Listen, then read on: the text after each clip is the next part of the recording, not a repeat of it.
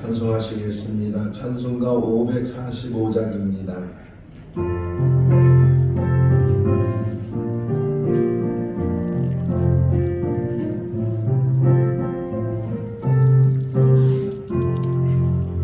이들의 아무 증거 아니되려도 믿음만을 가지고서 늘 걸으며 이 뒤에 아무 소리 아니 들려도 하나님의 약속의 소리라 걸어가세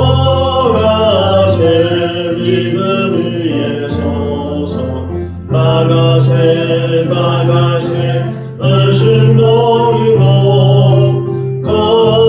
걸어가세 믿음 위에 서서 눈과 귀에 아무 증거 없어도 이들이 보기에는 어떠하든지 이미 얻은 증거대로 늘 믿으며 이 맘에 의심 없이 살아갈 때에 우리 소원 주 안에서 이루리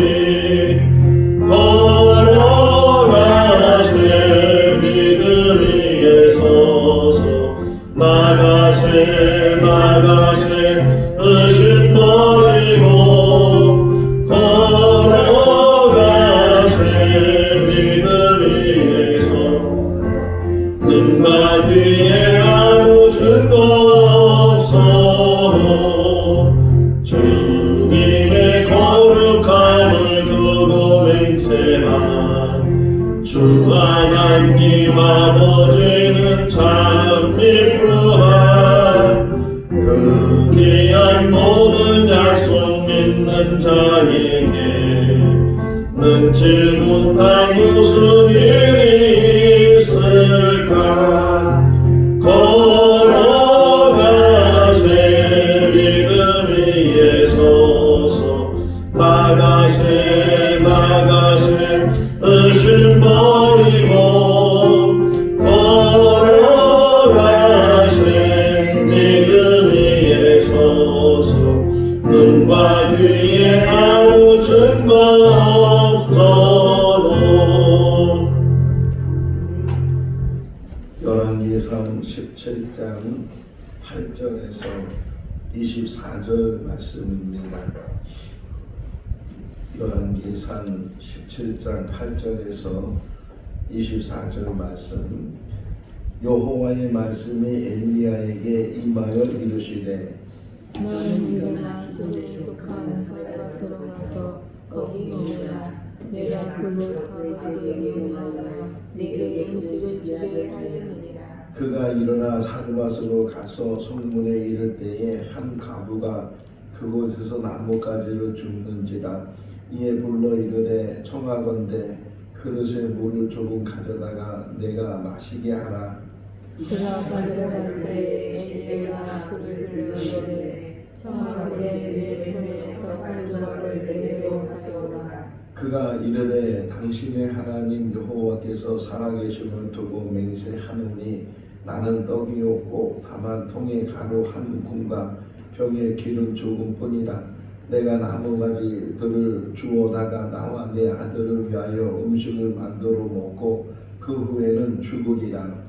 엘리야가 그에게 이르되 두려워하지 말고 가서 네 말대로 하려니와 먼저 그것으로 나를 위하여 작은 떡 한 개를 만들어 내게로 가져오고 그 후에 너와 네 아들을 위하여 만들라. 이스라엘의 하나님 여호와의 말씀이 나 여호와가 비를 지면에 내리는 날까지 그 통에 가루가 떨어지지 아니하고 그 병에 기름이 없어지지 아니하리라 하셨느니라. 그가 가서 엘리야의 말대로 하였더니 그가 엘리야와 그의 식구가 여러 날 먹었으나 여호와께서 엘리야를 통하여 하신 말씀같이 통에 가루가 떨어지지 아니하고 병에 기름이 없어지지 아니하니라. 이 후에 그 집주인 되는 여인의 아들이 병들어 정수가 심히 이주하다가 숨이 끊어진지라. 여인이 엘리야에게 이르되 하나님의 사람이여 당신이 나와 더불어 무슨 상관이 있기로 내 죄를 생각나게 하고 또 내 아들을 죽게 하려고 내게 오셨나이까.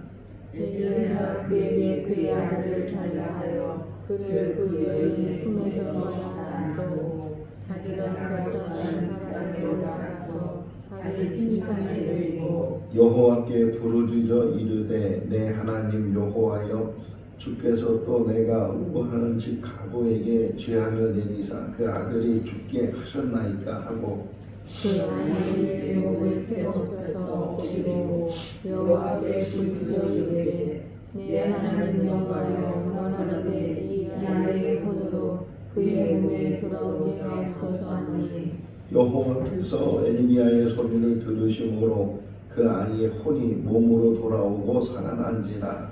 엘리야가 그 아이를 안고 바락에서 방으로 내려가서 그의 어머니에게 주여 이르되 보라 내 아들이 살아났느니라. 같이요. 여인이 엘리야에게 이르되 내가 이제야 당신은 하나님의 사람이시요 당신의 입에 있는 여호와의 말씀이 진실한 줄 아노라 하니라. 아멘. 할렐루야. 몸이 아파서 병원에 가서 의사 앞에 앉게 되면 의사가 어떻게 왔느냐고 또 아픈 증상이 어떠냐고 며칠부터 아팠고 그 아픈 부분이 어느 부분이냐고 계속 묻잖아요. 의사가 물으면 며칠부터 아팠고 어디가 아팠고 어떻게 증상이 일어났고 뭐 이런 이야기를 하면 그 말을 다 듣고서 그러면 이런 약을 드셔야 된다고 아니면 이렇게 치료를 해야 된다고 말하는 것처럼 지금 이스라엘 땅에 기근이 시작이 됐는데 이게 우연히 기근이 시작이 된 것이 아니고 어제 본 말씀을 보게 되면 아합 시대에 하나님께서 비를 내리지 아니하셨다. 내가 다시 만나기 전까지는 비도 이슬도 내리지 않을 것이다. 이렇게 말씀을 하셨어요. 그러니까 우연이 아니고 지금 이 원인이 있는데 그 아합 때문에 비가 내리지 않는다. 한 사람의 잘못인데 그 한 사람이 그냥 한 사람이 아니고 나라의 지도자이기 때문에 왕이기 때문에 그 한 사람과 더불어서 모든 백성들이 다 하나님의 말씀에 불순종하고 우상을 섬기고 특별히 그 이세벨이 아내로 들어오면서 아합을 더 충동질하게 되고 가는 곳마다 바알 신당을 세우고 이런 일들이 어제 말씀 본 것처럼 이전에 있었던 왕들보다 더 악했다는 거예요. 여로보암의 그 악은 가볍게 여길 정도로 그런 악을 아합이 행하게 됐다 하는 그런 이야기를 보면서 그 원인이 범죄함으로 악함으로 하나님의 말씀을 떠남으로 이제 비가 내리지 않기 시작했다 하는 것을 어제 우리가 말씀을 묵상을 했어요. 자, 오늘은 엘리야가 이제 시돈이라는 지역이에요. 이방 나라 지역이고 북쪽으로 지금 여기 그리 시내가에서부터는 거기까지 한 100km 정도 되는 지금이야 뭐 자동차로 가면은 한두 시간이면 갈 수 있는 거리지만 그 당시는 도보로 간다면 얼마나 며칠을 걸리겠어요. 아니 갈 곳이 없어서 먹을 것이 없어서 거기까지 더 올라가겠어요. 이방 땅까지 올라가서 아무도 알지도 못하고 또 이방 사람 만나게 되면 어떻게 어떤 일이 일어날지도 모르는 상황인데 그래도 불구하고 하나님은 엘리야에게 그곳으로 가라는 거예요. 그 먼 곳으로 가고 이방 나라로 가고 근데 그곳이 또 어느 지역이냐면 시돈이라는 그 지역은 지금 아합이 결혼한 이세벨의 탄생 고향이에요.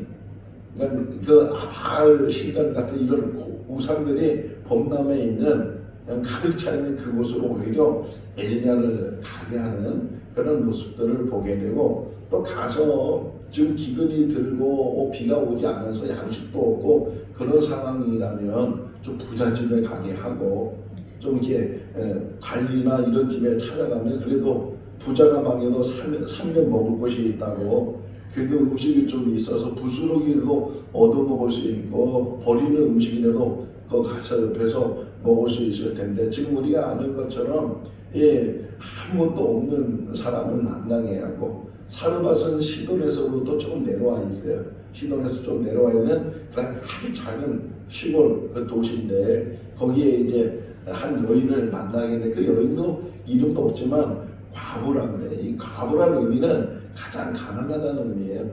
하나님께서 이스라엘 백성 너희는 과부와 고아를 돌보라 이렇게 말씀하시는 것처럼 정말 아무것도 없는 뭐 지금도 이게 혼자 아이를 키운다는 게 얼마나 힘들겠어요. 열왕기하 4장에서도 그렇게 남편이 죽고 빚이 많고 두 아들이 빚으로 팔려갈 정도로 그런 가난한 삶을 사는 게 이 과부라는 그런 의미 속에 담겨져 있는데 아니나 다를까 먹을 것이 하나도 없는 그런 집에 하나님이 찾아가게 했다는 거예요. 하나님이 일부러 그렇게 고생시키려고 찾아가게 했을까? 다 하나님도 생각이 있으시고 뜻이 있으시고 이런 이야기를 통해서 지금 이 당시의 사람들에게도 하나님께서 말씀하시고 교훈하시는 거지만 지금 우리들에게도 말씀하시고 교훈하시고 계시나 뭐 잘하는 이야기지만 이 잘하는 이야기가 이야기로만 알고 있다는 게 우리 삶 가운데 제가 열왕기하 4장 기름 이야기를 늘 할 때마다 하는 얘기가 뭐냐면 이럴 줄 알았으면 그죠? 계속 기름이 나오니까 빌린 그릇에 다 채워질 때까지 만약 이 여인이 이렇게 될 줄 알았다면 더 많은 그릇을 빌려오고 더 큰 그릇을 빌려오고 그랬을 텐데 잘 확실하게 믿지도 못하고 그냥 시키니까 어쩔 수 없이 하게 돼서 그렇게 기름이 떨어지는 그런 일들을 경험하면서 우리들도 마찬가지죠.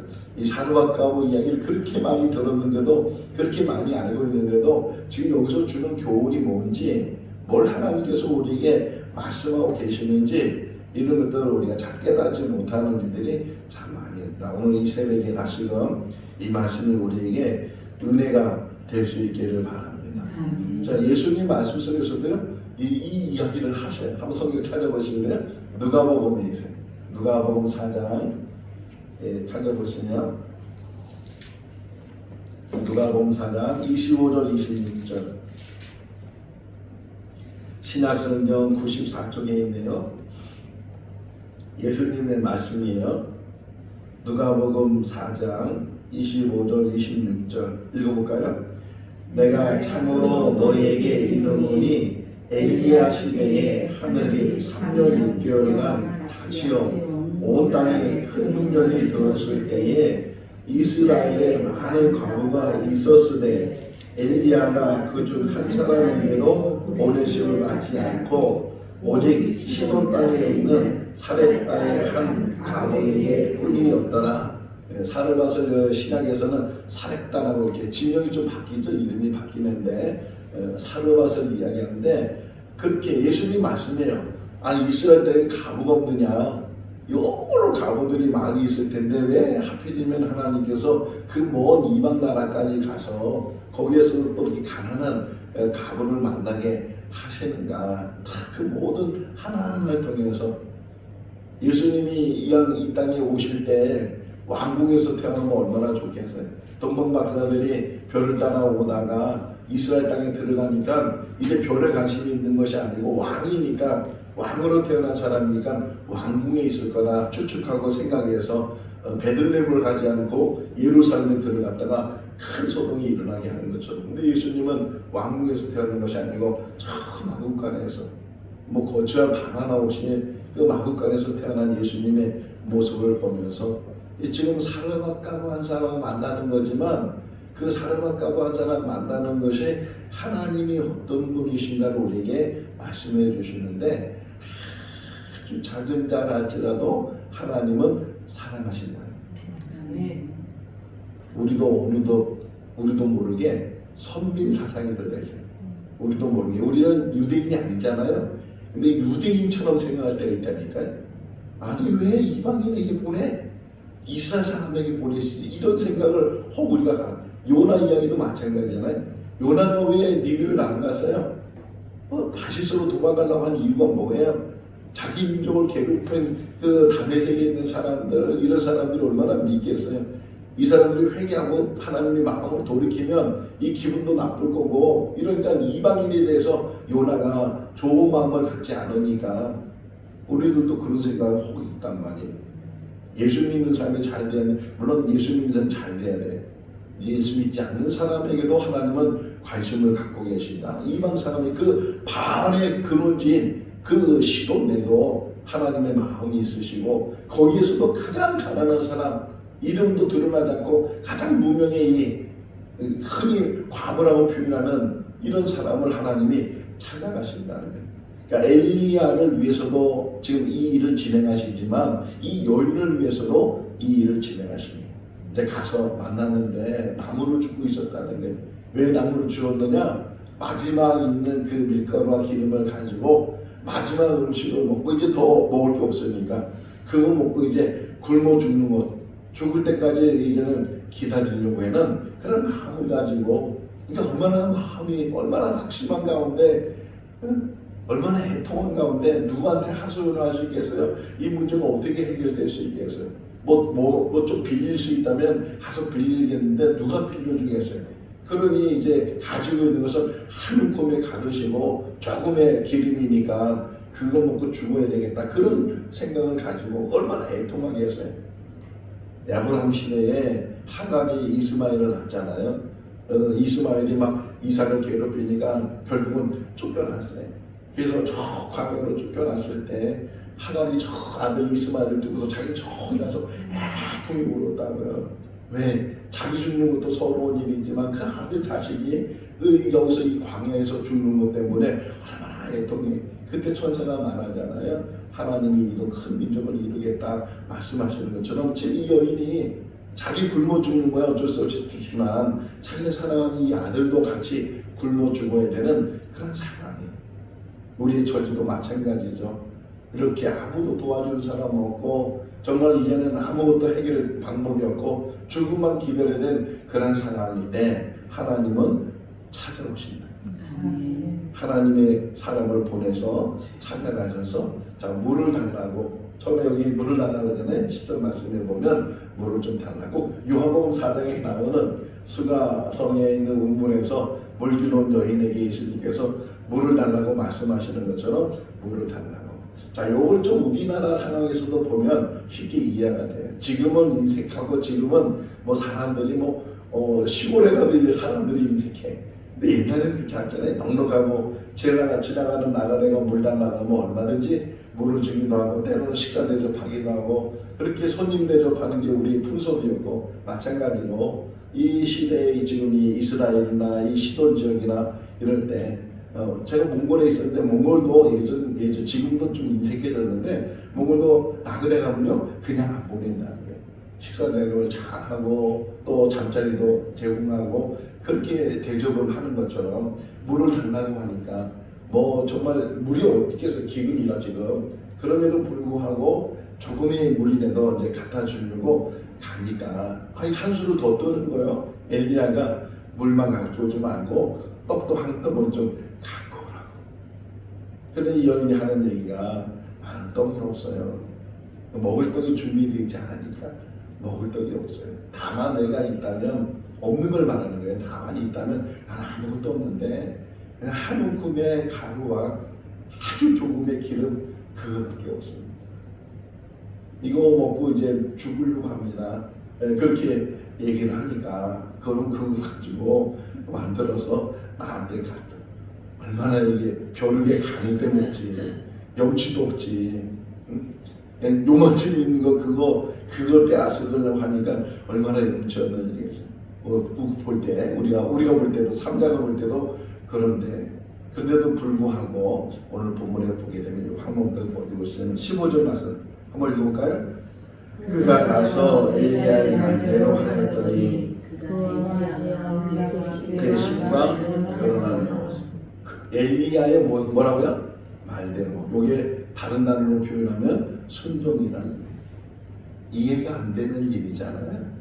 아니 그거 뺏어 먹어? 그런데도 불구하고 그의 말대로 했을 때 정말 하나님께서 엘리야 통해서 예언해 주신 것처럼 엘리야가 이 여인에게 만약 그것을 대접하게 되면 이 기근이 지날 때까지 통에 가루가 마르지 아니하고 또 기름이 마르지 않을 거다, 이렇게 이야기를 했을 때 확실한 믿음은 없었어요. 확실한 믿음은 없고 그래 먹고 죽으나 안 먹고 죽으나 뭐 이런 생각이 있을지 모르잖아요. 먹고 죽으나 그 먹는다고 뭐 며칠 더 사는 것도 아니고 안 먹는다고 또 일찍 죽는 것도 아니고 사람이 뭐 그러다 보니까 그냥 어떻게 보면 그냥 자포자기하는 막 심정으로 또는 그러면서도 한편은 그냥 뭐 물에 빠진 사람 지푸라기도 붙는다고 어쨌든 그런 얘기를 하니까 엘리야의 말대로 그것을 만들어서 엘리야의 또 말이 뭐 또 14절 말씀에 보기 3절 말씀에 보게 되면 뭐라고 얘기하냐면 나를 먼저 먹게 하고 그 다음에 너와 너의 아들이 먹어라 이렇게. 아니 그 한 사람 먹도 안 되는 건데 이게 세 사람이 먹으라고 하니 말도 안 돼. 이해가 안 되는 거. 그러면 성경은요 상식적으로는 이해 안 되는 일이 너무 많아.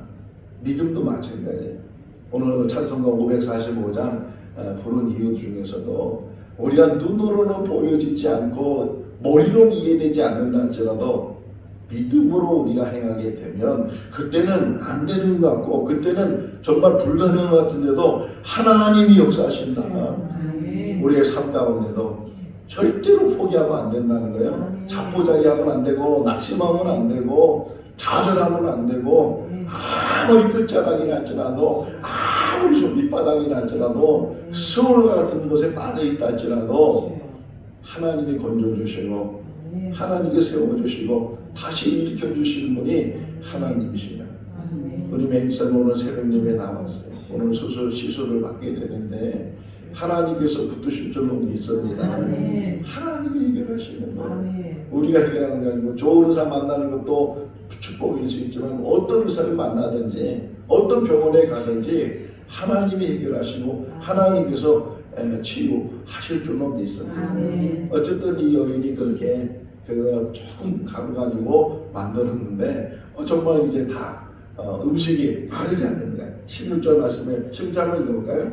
여호와께서 엘리야를 통하여 하신 말씀같이 통에 가루가 떨어지지 아니하고 병에 기름이 없어지지 아니하리라. 말씀대로 되더라. 할렐루야. 말씀대로 되는 거예요. 믿기만 하면 그러면 말씀대로 이루어진다. 불신하니까 믿지 않으니까 하나님에 대해서 그 하나님이 어떤 분이신지 인정한 마지막 이제 24절 말씀 보면요 그 여인이 뭐라 하면 이제야라는 단어를 써요. 이제야. 창세기 22장에 나오는 단어잖아요. 모리아산에서 아브라함이 이삭을 제물로 바치려고 칼을 들었을 때 그때 천사가 막으면서 이제야 네가 나를 경외하는지 안 했다. 그 단어하고 똑같은 단어예요. 우리가 믿음 생활한다고 하면서 수십 년 동안 믿음 생활하면서 또 모태신앙을 하면서도 제대로 우리가 신앙생활을 못하는 이유가 뭐냐? 불신하는 거예요. 하나님을 믿을 때 절대적으로 믿어야 돼요. 이해로 믿는 것이 아니고 상식으로 믿는 것이 아니고 절대적으로 말씀이면 지금 내가 이해가 안 돼도 제가 어제도 유튜브를 뭘 봤냐면 우주에 대해서 봤어요. 우주가 얼마나 큰가. 태양이 어마어마하거든요. 지구에 비교하면 지구는 비교도 안 되는 정도로 어마어마한데 태양보다 2000배 이상 큰 별들이 어마어마하다는 거예요. 이 우주가 얼마나 크고 얼마나 광대한지 그 만드신 분이 하나님이시고 그 별들의 이름 하나하나를 지으시고 부르시는 분이 하나님이시고 그 모든 것들을 주관하시는 분이 하나님이십니다. 하물며 우리 한 사람 한 사람을 먹이시고 입히시고 하나님이 간섭해 주시지 않겠느냐. 온전히 하나님께 돌아오기만 하면 하나님과 함께하기만 하면 모든 문제는 그 안에서 해결될 줄로 믿습니다. 자, 호사나마라는 말이 있죠. 좋은 일 가운데는 또 나쁜 일이 일어나고 지금 이렇게 이제 먹는 문제가 해결돼서 그런데 아들이 신음신음 하다가 아들이 죽어버렸어요. 이 사르밧감에 아들이 죽으니 또 오망이 생기고 봄에 또 이번에 18절 말씀에 보면 왜 당신이 나한테 와서 내 아들 죽게 하냐고 자기 죄를 깨달았을 뿐만 아니라 이 엘리야가 왔기 때문에 지금 내 아들이 죽었다고. 아니 생각해 보세요. 지금 음식이 마지막 음식 먹고 뭐 한다고요? 죽으려고 죽음을 기다린다 그랬는데 막상 이 아들이 죽게 되니까 이걸 또 원망이 생기는 거예요. 사람이 그래. 사람이 얼마나 감사한지 몰라. 사람이 얼마나 그 은혜를 입었는데도 은혜에 대해서 감당하니까 감사하지 못하고 그래도 더 살았잖아. 어쨌든 그런데도 지금 이 죽은 것이 원망스럽고 당신 때문에 자꾸 우린 이유를 내고 핑계를 대고 누구 때문이라고 이런 마음들이 우리에게 있다는 거예요. 자, 사르밧가부가 이렇게 원망을 하니까 아무 핑계도 아무 이유도 되지 않고 아무 설명도 없이 엘리야가 이 19절 말씀을 보면 그 아이를 나한테 데리고 오라고, 죽은 아이를 데리고 오라고. 엘리야도 마음이 얼마나 아픈지 보다 기도하는 거 보면 부르짖어요. 부르짖으면서 하나님을 원망하는 말처럼 왜 이 아들을 또 이렇게 영혼을 거둬가셨냐고 이 부르짖는. 그러니까 엘리야도 이해를 못하는 거예요. 엘리야도 이해가 안 되고 뭐 이 사르밧가부 더 이해가 안 되고 하나님이 하시는 일이 너무 크시기 때문에 너무 오묘하시기 때문에 너무 깊으시기 때문에 우리의 지식으로 우리의 상식으로 우리의 경험으로는 우리의 생각으로는 이해가 안 되는 게 참 많이 있다. 자, 어쨌든 그런 가운데 이 엘리야가 이 아이에게 세 번씩 오퍼가 하면서 그러면서 간절히 기도했을 때 그 영혼이 다시 돌아오게 되고 살아나게 됐다. 성경에는 이렇게 살아난 이야기 몇 가지 나오잖아요. 어쨌든 이 엘리야 시대에도 하나님께서 그를 살려내시고 그 가부에게 이 아들을 보내줬어요. 자, 그때 24절에 한번 읽어볼까요? 열니 엘리야에게 이르되 내가 이제야 당신은 하나님의 사람이시요 당신의 입에 있는 여호와의 말씀이 진실한 줄 아노라 하니라. 제일 중요한 단어가 진실하다. 진실. 하나님은 진실하신 것입니다. 거짓이 없으신 분이고 속임이 없으신 분이고 가짜가 아니에요. 하나님은 진실하신 분이고 지금도 하나님은 진실한 자를 찾으시고 하나님은 정직한 자를 찾으신다 하면서 우리에게 말씀을 했죠. 자, 이 사건만 다시금 설명하고 다시 한번 생각하면 생명의 주인은 하나님이시다. 이 사르밧가부에게도 엘리야에게도 이야기하는 거예요. 생명이 이렇게 기근이 되고 먹을 양식이 없고 이런 상황에서도 하나님이 은혜를 베푸시면 통에 가루가 마르지 아니하고 심지어는 사람의 생명이 끊어진다 할지라도 그 생명을 살리시는 분은 하나님이십니다. 우리의 생명을 살리시는 분도 하나님이신 줄로 믿습니다. 또 우리에게 더 큰 은혜를 베푸신 게 하나님께서 우리에게 영원한 생명을 주셨습니다. 영생. 나는 부활이요 생명이니 나를 믿는 자는 죽어도 살겠고 살아서 믿는 자는 영원히 죽지 아니하리라. 그러면서 내가 이것을 믿느냐. 생명의 주인은 하나님이신 줄로 믿습니다. 이런 기근 속에서 3년 6개월 동안 비가 오지 않는 이런 상황 속에서도 절망 상황 속에서도 가난한 사람을 찾아가셔서 가장 소외된 사람을 찾아가셔서 하나님의 사랑을 보여주시니 이런 소외된 사람도 사랑하신 하나님이시다. 이런 이방인도 사랑하신 하나님이시다. 하물며 하나님이 대가 너 이스라엘 백성들아. 이 호세아 이야기 속에서 똑같아요. 왜 호세아를 고멜하고 결혼하게 했어요? 그 여자가 없어서 이 참녀 같은 여자하고 결혼시켰어요. 하나님의 사랑을 그들에게 보여주기 위해서 선지자를 희생하게 하면서 그 삶을 희생해가면서 하나님은 지금도 말씀하셔요. 결론이 뭐냐? 나는 너를 사랑한다. 돌아오라. 온전히 돌아오라. 하나님의 사랑이 우리 가운데 있는 줄로 믿습니다. 먹고 마시는 문제, 심지어는 생명의 문제까지도 하나님 장중에 붙들려 있는 줄로 믿습니다. 이해되지 않는 일 할지라도 하나님 달라고 드릴 수 있고 뭐든지 드릴 수 있고 마지막에 되면 드릴 수 있고 순종하기만 하면 그 순종 속에서 하나님의 놀라운 역사들을 함께 이루어 가실 줄로 믿습니다. 주님만 바라보고 믿음으로 날마다 승리해 나가는 우리 모두가 다 될 수 있기를 주님의 이름으로 축원합니다. 기도하겠습니다. 사랑이 많으신 하나님 아버지, 오늘도 새날을 주시고 생명 주셔서 주님의 전사를 시작하고 이 영상을 통해서 함께 제단 쌓게 해주신 것 감사합니다. 날마다 주시는 말씀이 영의 양식이 되게 하시고 깨달음이 되게 하시고 우리의 상식이나 우리의 지혜로 깨닫지 못하는 일을 할지라도 하나님이 하시는 일은 분명히 진실한 줄로 믿습니다. 항상 진실하신 하나님 앞에 늘 자복하고 또 하나님 앞에 말씀을 순종하고 하나님의 은혜 가운데 사는 우리들 되게 하여 주시옵소서. 무엇을 먹을까, 무엇을 마실까, 무엇을 입을까 염려하지 말라고 하신 주님, 일용할 양식으로 도하시는 주님, 오직 주님만 바라보고 주님만 의지하고 주님 안에서 생명의 주인 되신 하나님을 찬양하는 귀한 삶이 되게 하여 주시옵소서. 오늘 하루의 삶도 붙들어 주시고 은혜 가운데 인도하여 주시기를 간절히 바라고 예수 그리스도 이름으로 기도하옵나이다. 아멘. 마쳤습니다. 자유롭게 기도하시기 바랍니다.